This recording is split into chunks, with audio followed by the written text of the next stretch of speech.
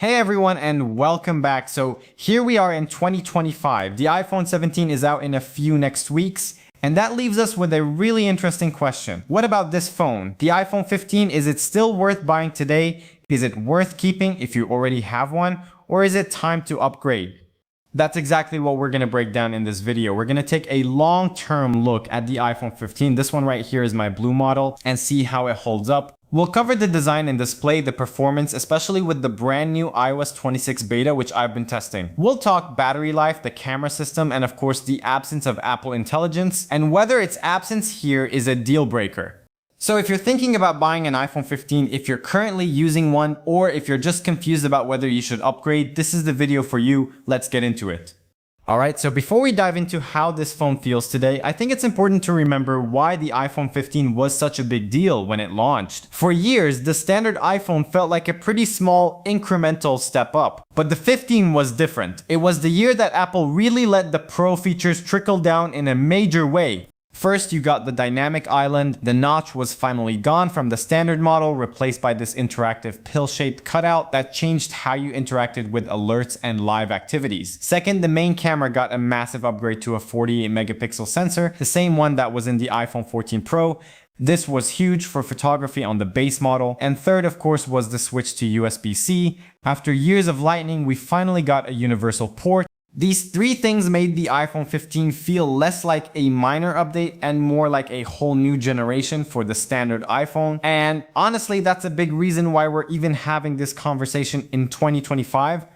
So let's start with how it looks and feels. And I gotta say, the design has aged really well. One of the best changes they made was switching to this color-infused matte glass on the back. It feels so much more premium than the old glossy backs. It doesn't pick up fingerprints nearly as much, and this light blue color is just subtle and really nice.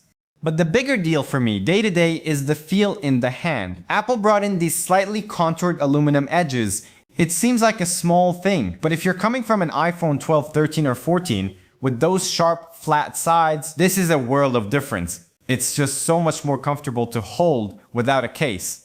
Now, the display, it's a beautiful Super Retina XDR screen, and it gets incredibly bright, up to 2000 nits peak brightness outdoors. I've never had an issue seeing it in direct sunlight, and the dynamic island 2 years on has settled in nicely. It's great for seeing your timer, the music you're playing, or tracking a food delivery without having to jump between apps. It's a genuinely useful feature, but we have to talk about the refresh rate. This is a 60 Hz display. And look, in 2025, that is the single biggest compromise on this phone. The Pro models have had 120 Hz ProMotion for years, and you can find high refresh rate screens on Android phones that cost half as much. If you've never used a 120 Hz screen, you might not notice it. But if you have, the scrolling and animations here will feel a step behind. It's the clearest line Apple draws between its standard and Pro iPhones, and it's the one thing that definitely feels dated today.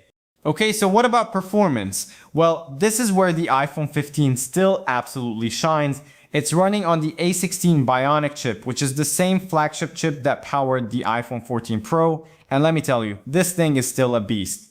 For full disclosure, this specific phone isn't my daily driver. I mainly use it for review purposes and specifically to test out the latest beta software from Apple. So most of the time, it's just sitting on my desk until I need it. That's also why, as you'll see later, the battery health is so good.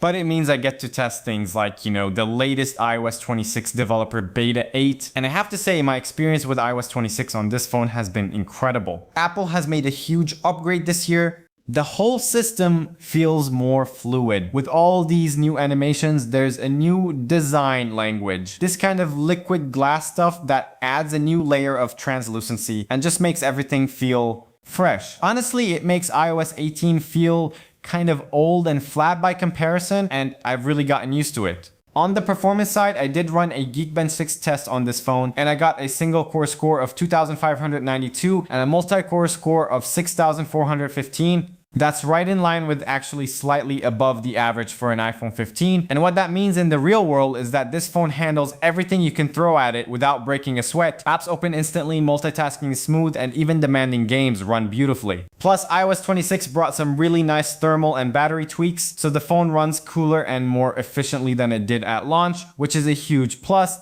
Alright, let's talk about battery life, and this is where my specific situation is a little unique. As you can see, yup, still at 100% maximum capacity with almost 200 cycle counts.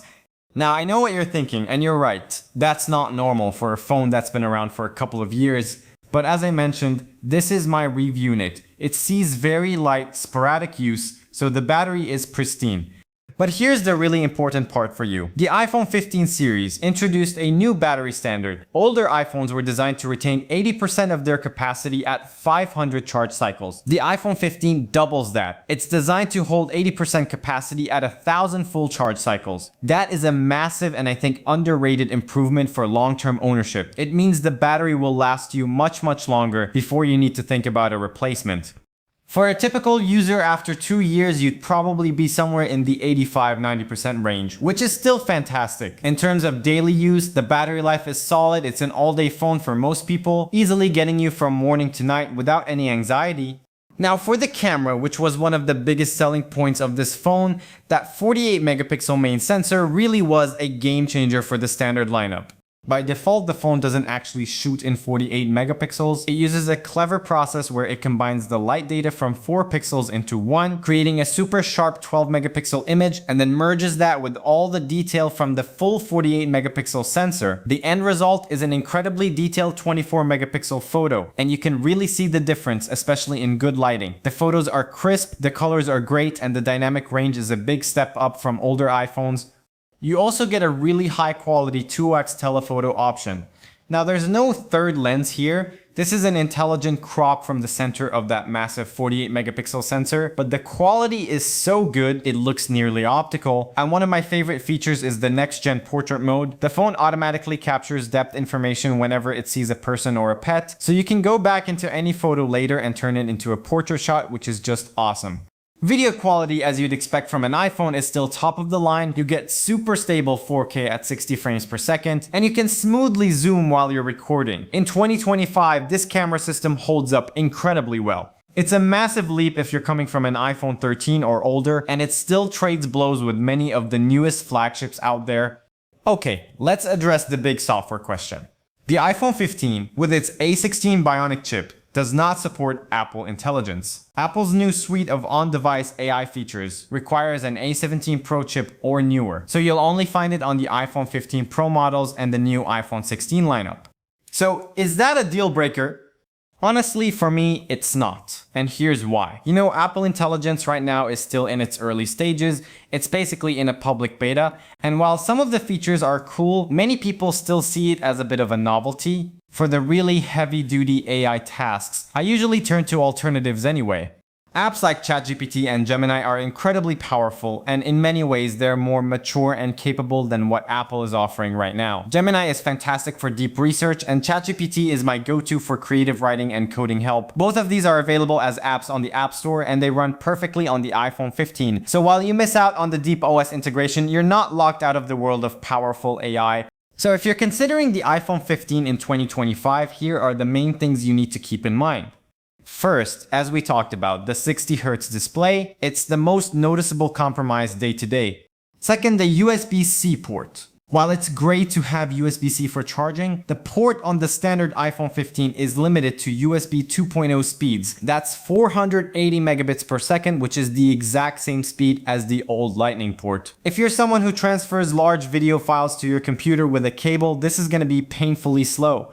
And third, there's no dedicated optical telephoto lens. The 2x crop is great, but it's not gonna match the quality of a true optical zoom on the Pro models.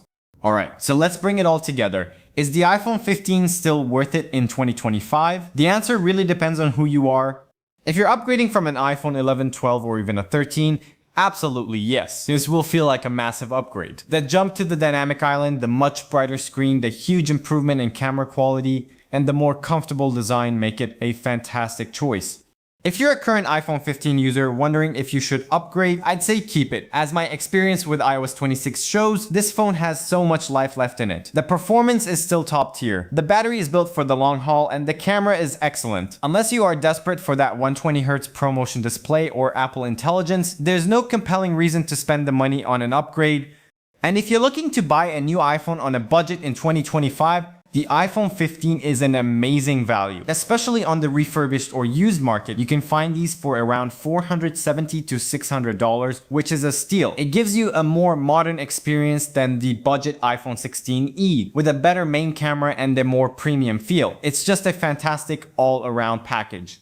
So there you have it. The iPhone 15 in 2025 is kind of a modern classic. It's the phone where the standard model finally caught up to the pros in the ways that matter most to people. But I'd love to hear from you. Are you still using an iPhone 15? What has your experience been like? Is that 60Hz screen a deal breaker for you? Let me know down in the comments. If you found this video helpful, a thumbs up would be amazing, and be sure to subscribe for more deep dives like this one. Thanks for watching, and I'll catch you in the next one.